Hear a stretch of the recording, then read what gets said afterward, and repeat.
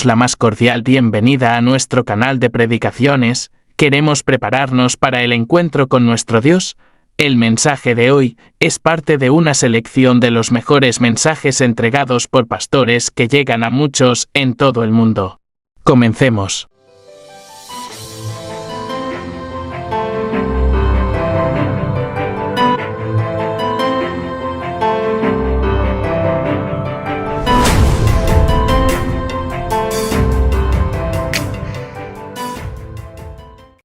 Hoy tendremos al pastor Esteban Bor, que es una de las figuras más reconocidas en el ámbito de la predicación. Él nos compartirá el mensaje en profundidad acerca de las Sagradas Escrituras, proclamando así el mensaje final a miles de personas alrededor del mundo. En esta ocasión, nos adentramos en una de sus predicaciones, donde el pastor Esteban Bor aborda temas profundos y relevantes para la vida espiritual y práctica de los creyentes. Su labor no se ha limitado a los púlpitos locales, ya que ha llevado su mensaje a través de programas de televisión, radio, internet y grandes campañas evangelísticas en diferentes países. Además, los invitamos a compartir y suscribirse a nuestro canal de YouTube. En el Salmo 119, 105, dice: «Lámpara es a mis pies tu palabra, y lumbrera a mi camino». La Biblia es una lámpara para nuestros pies y una luz para nuestra vida. Revela el plan de salvación y nos muestra cómo podemos ser salvos. Entonces disfrutemos de las enseñanzas bíblicas que son para nuestro beneficio espiritual. Aquí dejamos al pastor Esteban Bor con otro importante mensaje. Te damos la bienvenida a tu programa Me Gustaría Saber, donde respondemos preguntas de la Biblia y preguntas de carácter espiritual que muchos de ustedes nos envían a través de nuestra dirección electrónica. Pueden enviar sus preguntas a tv@suntv.org, tv@suntv.org.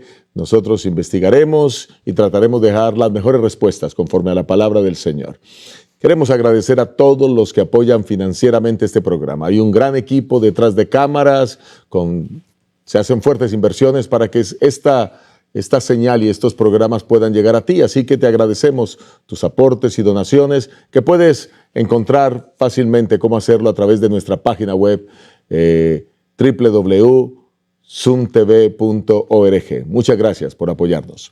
Vamos a entrar en materia, pero antes de hacerlo, quiero presentar a ustedes a nuestro orador principal aquí en SunTV, el pastor Esteban Bor. Pastor, gracias por estar con nosotros.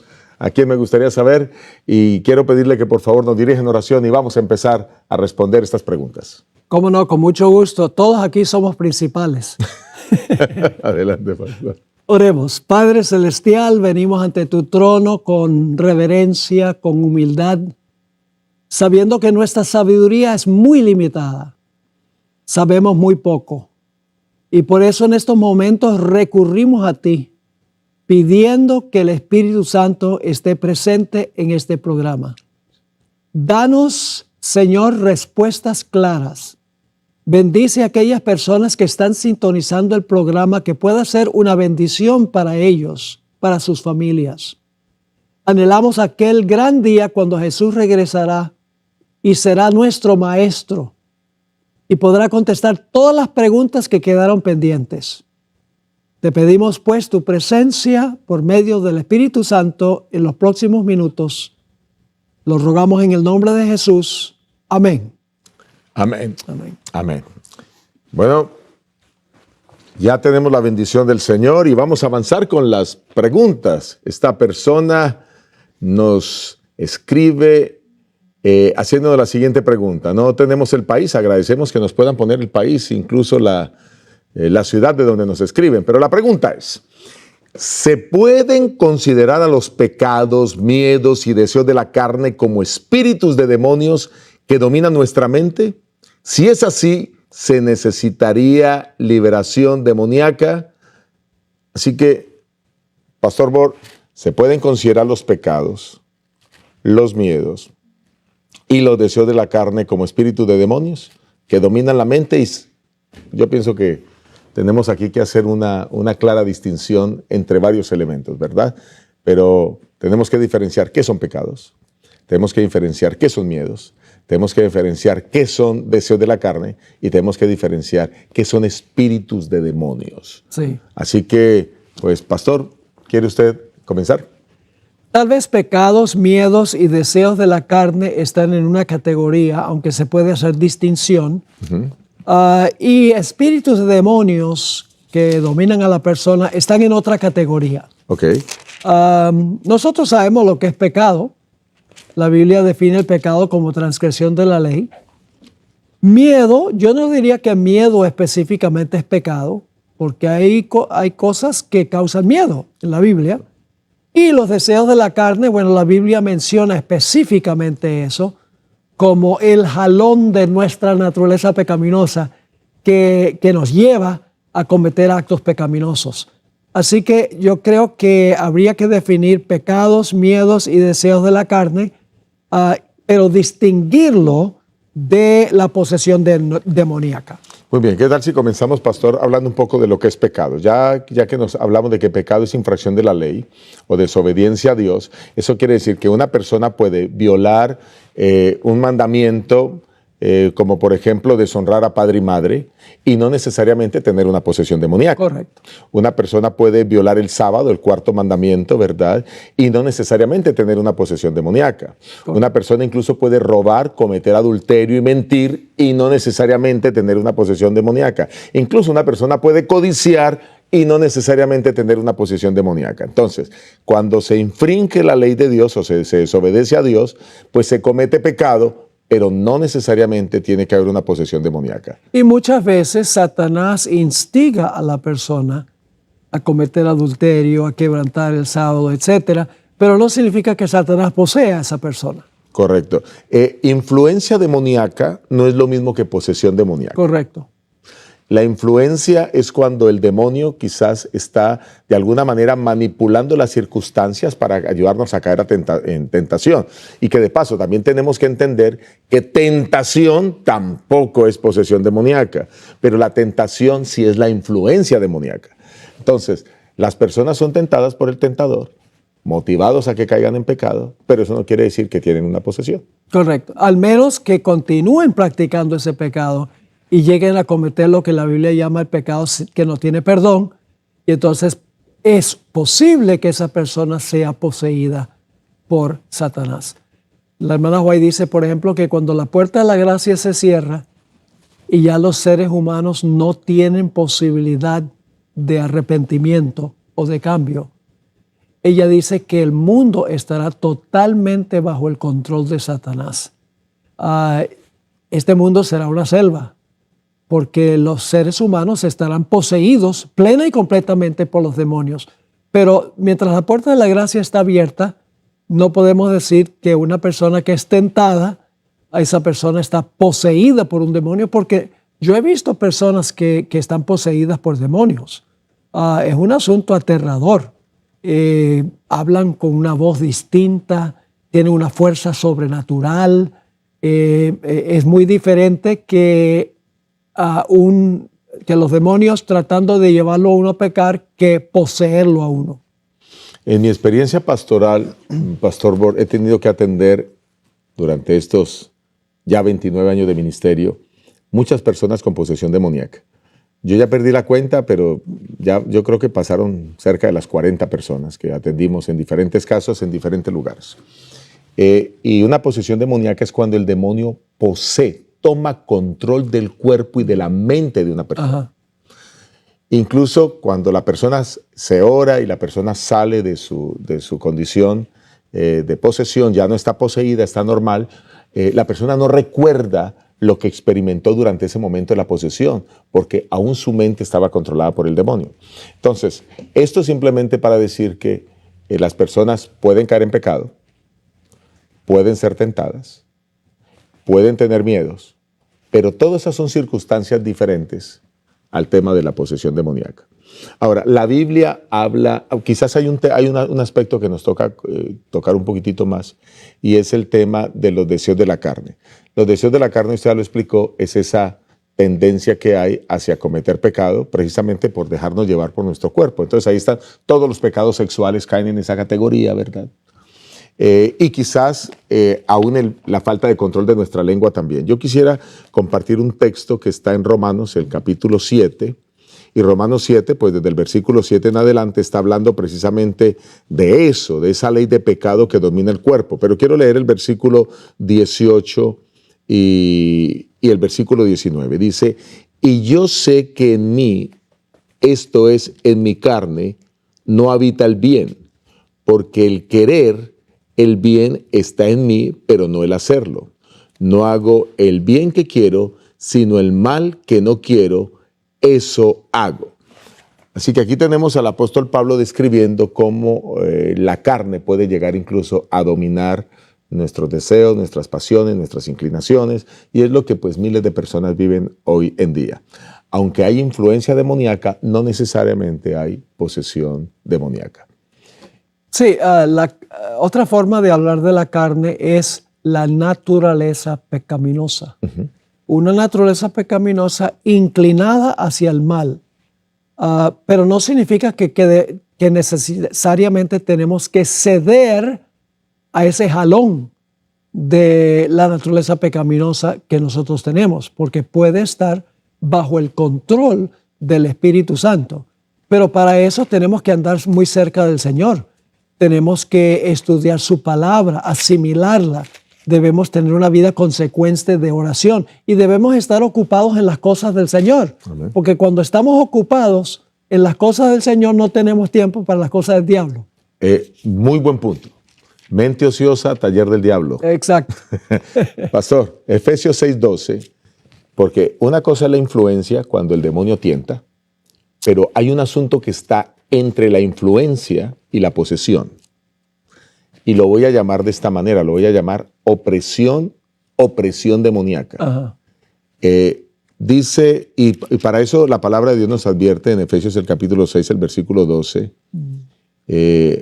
porque no tenemos lucha contra sangre y carne, sino contra principados, contra potestades, contra los gobernadores de las tinieblas de este mundo, contra huestes espirituales de maldad en las regiones celestes. Y luego dice el verso 13, por tanto, tomad toda la armadura de Dios para que podáis resistir en el día malo, y habiendo acabado, estad firmes. Hay un momento que hay influencia, pero hay momentos donde Satanás va más allá y quiere conducirnos, oprimirnos, creando esa presión o esa opresión demoníaca. Antes de ser adventista del séptimo día, pastor, yo sufrí de eso. Yo era un joven que iba a discotecas, tomaba, fumaba, tenía una vida perdida. Y yo sentía cómo el demonio se manifestaba en mi vida. Y sentía cómo me oprimía el pecho. Estoy hablando directamente. No había posesión, pero sí habían manifestaciones en mi cuerpo. Sentía que había alguien que estaba dentro de mi cuarto, me observaba y yo no veía a nadie. Habían vientos fríos que corrían dentro de mi cuarto y el cuarto estaba cerrado. Y incluso sentí que él una vez se acostó en mi cama y puso su espalda contra la mía. Eso es opresión demoníaca, más que influencia, pero nunca sufrí ni nunca experimenté nada que tiene que ver con posesión. Ahora, ¿por qué estoy hablando de esto? Cuando yo voy a tener algunas conversaciones o predicaciones en lugares y les pregunto a las personas que están en el auditorio, ¿cuántos han sentido lo mismo que yo les he contado? Entre el 60 a 70% levanta su mano. La gente experimenta eso porque Satanás está todo el tiempo, los demonios, en contacto con las personas. Pero de ahí el siguiente paso es la posesión. Y es la que encontramos nosotros a lo largo de la Escritura, especialmente en el Nuevo Testamento, Jesús liberando a personas de demonios, etcétera, etcétera. Entonces, como para cerrar el punto, ¿no? Pecado, o mejor, tentación, luego sería, en este caso, pecado, podríamos incluir miedo, si se quiere hablar de eso. Podríamos hablar ahora entonces de la influencia demoníaca, la opresión demoníaca, y luego hablaríamos de la posesión demoníaca que la Biblia presenta. Para que son cosas diferentes y que Satanás no se va a quedar quieto y lo seguirá haciendo hasta el último día que tenga oportunidad en esta tierra. Por eso es que hay que caminar muy cerca del Señor. Amén, amén. Porque cuando estamos bajo el escudo del Señor, Satanás no puede hacer nada con nosotros. Así es. Y eso sucede mayormente con nuestra vida devocional. Una vida consecuente de oración, una vida de estudio, de asimilar la palabra de Dios y estar ocupado en las cosas del Señor, que quiere decir testificar a otros, estar activos en la iglesia, ser fieles en nuestros diezmos y ofrendas, es decir, llevar una vida cristiana consecuente. Amén. Lastimosamente nuestra naturaleza caída pues permite que estas circunstancias se den, pero pronto esto terminará. Amén. La debilidad humana existe, pero pronto esto terminará. Muy bien, gracias, pastor. Vamos con la siguiente pregunta. La siguiente pregunta viene de Magda, quien nos escribe desde Uruguay. Magda desde Uruguay. Y Magda dice lo siguiente: los felicito por su programa y su ministerio. Dios los bendiga. Saludos desde Uruguay, Suramérica. Mi pregunta es, al comienzo del Evangelio de Mateo hay un subtítulo que dice genealogía de Jesús. Sin embargo, en el versículo 16 se advierte que esta genealogía es de José, el esposo de María. Y yo no entiendo qué importancia tiene para nosotros la genealogía de José si él no es el padre de Jesús. ¿Hay alguna genealogía de María? Me genera curiosidad que Mateo habla de las generaciones y demás, siendo que esos ancestros son ancestros de José, no de Jesús. Es más, esa no es la genealogía de Jesús. Lo sería si se mencionara a los antepasados de María. ¿O estoy equivocada? Gracias por su tiempo y su paciencia. Saludos cordiales. Muy bien, aquí está la inquietud sobre la genealogía que aparece en Mateo 1. No es de Jesús, dice ella, es de José. Pastor Bor. Bueno, quiero leer Mateo 1:16, a donde claramente nos dice que Jesús descendió de María, no de José. Dice allí en Mateo 1:16, y Jacob engendró a José, marido de María, y luego dice, de la cual nació Jesús. Es decir, claramente desvincula a Jesús de la genealogía de José. Porque nuevamente dice, Jacob engendró a José, marido de María, de la cual, es decir, no dice que nació de José, sino de María, de la cual nació Jesús llamado el Cristo. Es decir, ya nos damos cuenta que en la misma genealogía dice que Jesús fue descendiente de María, aunque venía en cierto sentido del linaje de José, por adopción. Vamos a ver.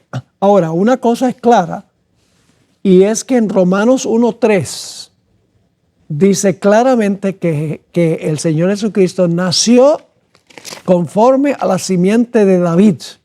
Jesús era de la simiente de David según la carne.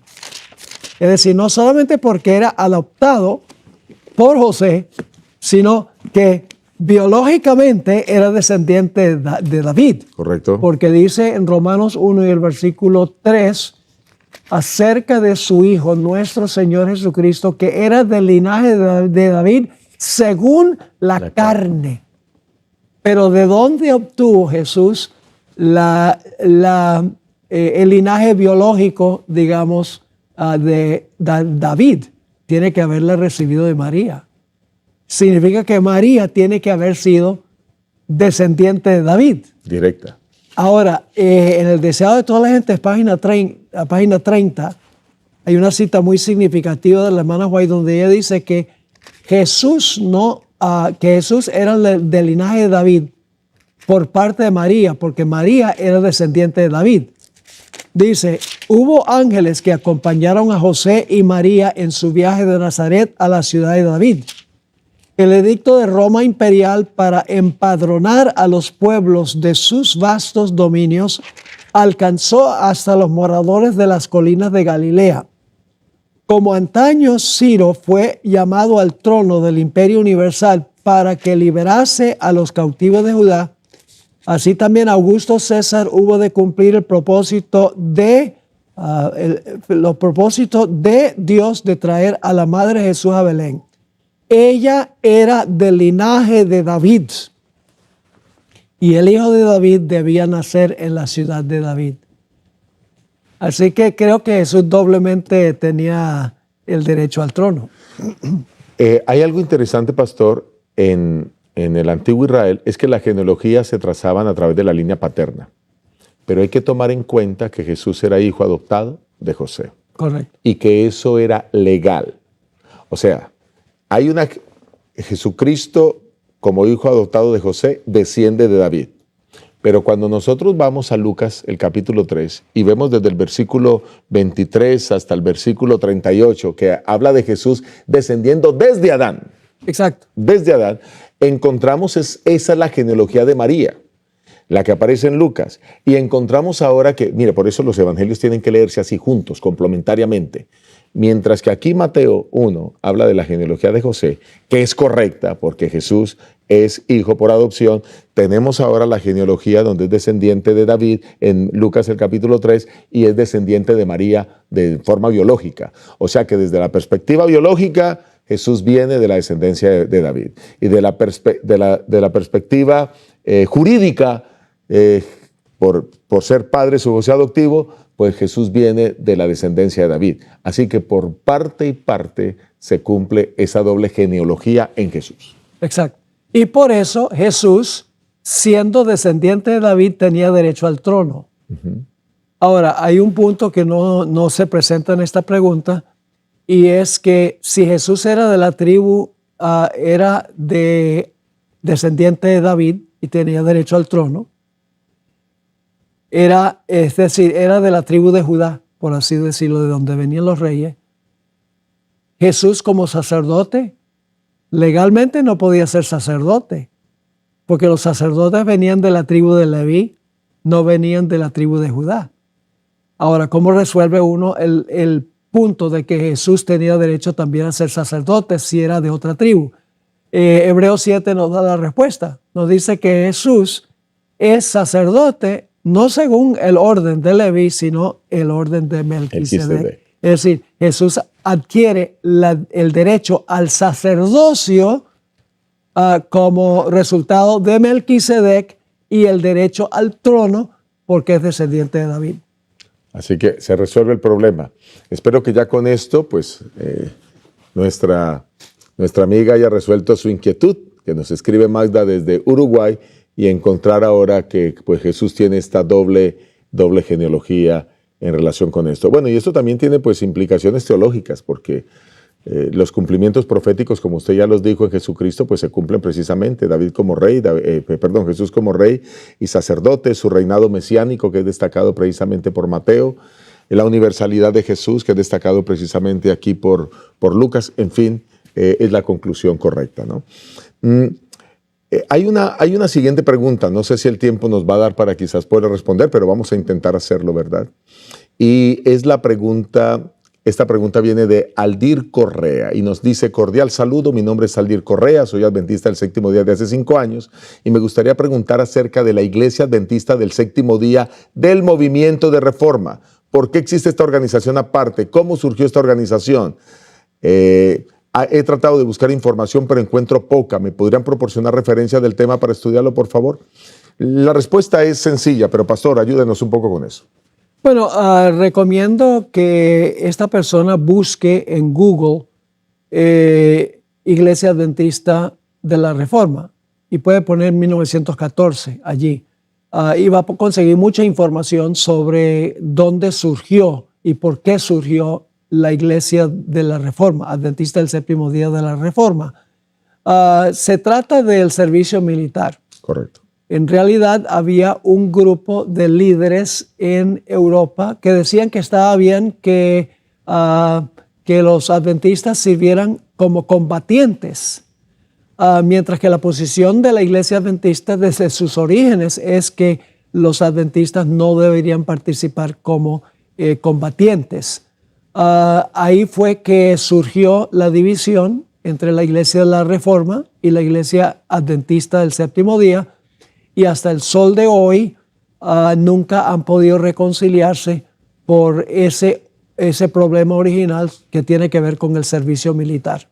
Sí, esta esta iglesia hoy el nombre que lleva correcto es Movimiento de Reforma o Iglesia Adventista del Séptimo Día, Movimiento de Reforma. Y aunque el problema surge en 1914, en 1915 se da la separación de este movimiento. Pero yo pienso que es correcto. No existen datos. Yo estuve verificando en la internet si teníamos datos concretos sobre su feligresía a la fecha y realmente no encontré datos claros. Si uno busca los datos de la Iglesia Adventista a nivel mundial, fácilmente los podemos encontrar, pero no en este caso. Y quizás una cosa más, quiero decirles que a nuestros televidentes que también hubo otro movimiento de reforma que se dio en el año de 1951, y mientras que este se dio en Europa, pues el otro se dio aquí en los Estados Unidos. Y ese movimiento, bueno, pues al igual que este, también tenían algunas ideas contrarias a lo que la Iglesia Adventista planteaba y se dio la división. Pero un buen consejo es que se pueda revisar en el Internet.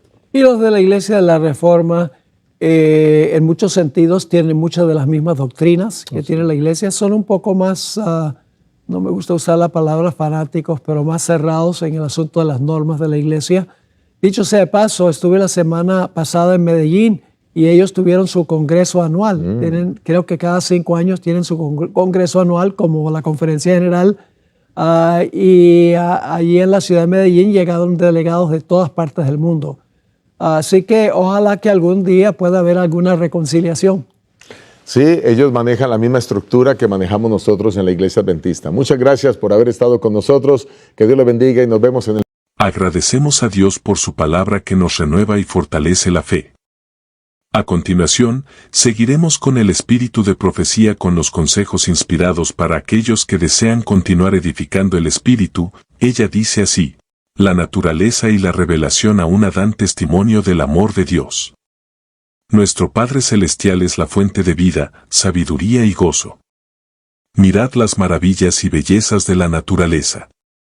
Pensad en su prodigiosa adaptación a las necesidades y a la felicidad, no solamente del hombre, sino de todos los seres vivientes. El sol y la lluvia que alegran y refrescan la tierra, los montes, los mares y los valles, todos nos hablan del amor del Creador. Dios es el que suple las necesidades diarias de todas sus criaturas. Ya el salmista lo dijo en las bellas palabras siguientes: los ojos de todos miran a ti, y tú les das su alimento a su tiempo. Abres tu mano y satisfaces el deseo de todo ser viviente. Dios hizo al hombre perfectamente santo y feliz, y la hermosa tierra no tenía, al salir de la mano del Creador, mancha de decadencia, ni sombra de maldición. La transgresión de la ley de Dios, de la ley de amor, fue lo que trajo consigo dolor y muerte. Sin embargo, en medio del sufrimiento resultante del pecado se manifiesta el amor de Dios. Está escrito que Dios maldijo la tierra por causa del hombre. Los cardos y espinas, las dificultades y pruebas que colman su vida de afán y cuidado, le fueron asignados para su bien, como parte de la preparación necesaria, según el plan de Dios, para levantarle de la ruina y degradación que el pecado había causado. El mundo, aunque caído, no es todo tristeza y miseria. En la naturaleza misma hay mensajes de esperanza y consuelo. Hay flores en los cardos, y las espinas están cubiertas de rosas. Dios es amor, está escrito en cada capullo de flor que se abre, en cada tallo de la naciente hierba. Los hermosos pájaros que con sus preciosos cantos llenan el aire de melodías, las flores exquisitamente matizadas que en su perfección lo perfuman, los elevados árboles del bosque con su rico follaje de viviente verdor, todos atestiguan el tierno y paternal cuidado de nuestro Dios, y su deseo de hacer felices a sus hijos. La palabra de Dios revela su carácter. Él mismo declaró su infinito amor y piedad. Cuando Moisés dijo a Dios: ruégote me permitas ver tu gloria, Jehová respondió: yo haré que pase toda mi benignidad ante tu vista. Tal es su gloria. El Señor pasó delante de Moisés y clamó: Jehová, Jehová, Dios compasivo y clemente, lento en iras y grande en misericordia y en fidelidad, que usa de misericordia hasta la 1000ª generación, que perdona la iniquidad, la transgresión y el pecado. Él es lento en iras y grande en misericordia, porque se deleita en la misericordia. Dios unió consigo nuestros corazones mediante innumerables pruebas de amor en los cielos y en la tierra. Valiéndose de las cosas de la naturaleza y los más profundos y tiernos lazos que el corazón humano pueda conocer en la tierra, procuró revelársenos. Con todo, estas cosas solo representan imperfectamente su amor. Aunque se dieron todas estas pruebas evidentes, el enemigo del bien cegó el entendimiento de los hombres, para que éstos mirasen a Dios con temor y le considerasen severo e implacable. Satanás indujo a los hombres a concebir a Dios como un ser cuyo principal atributo es una justicia inexorable, como un juez severo, un acreedor duro y exigente. Representó al Creador como un ser que velase con ojo celoso para discernir los errores y las faltas de los hombres y hacer caer juicio sobre ellos. A fin de disipar esta densa sombra vino el Señor Jesús a vivir entre los hombres y manifestó al mundo el amor infinito de Dios.